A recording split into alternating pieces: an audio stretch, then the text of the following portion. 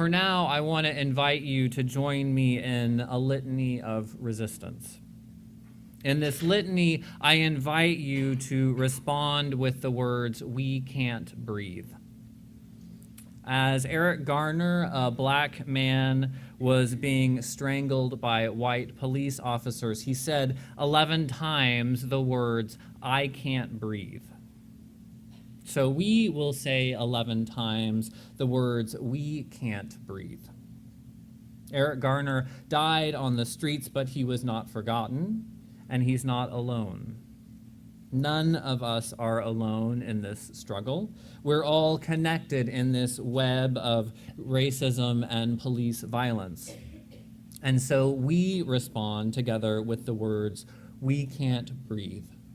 Would you say that with me now?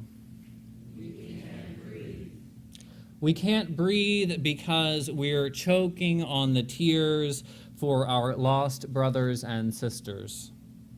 For Eric, Michael, Trayvon, and a list longer than anyone dare imagine. We can't breathe because we're choking on tears for a broken world that our children will grow up in. We can't breathe because tear gas and pepper spray have choked our voices in the streets.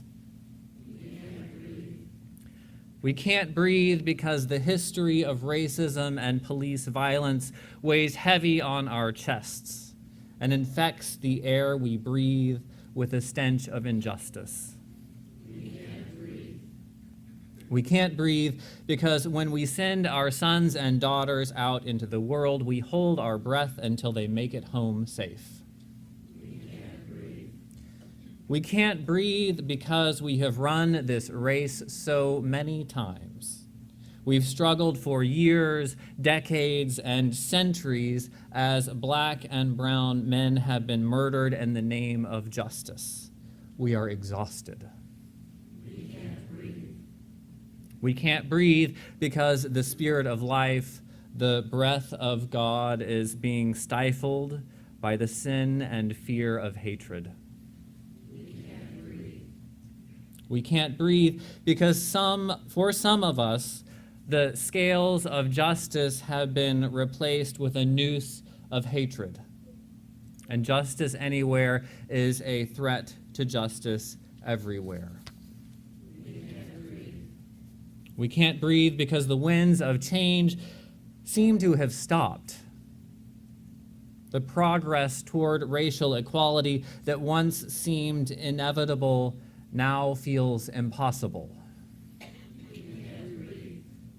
We can't breathe because watching an innocent person choked takes our breath away.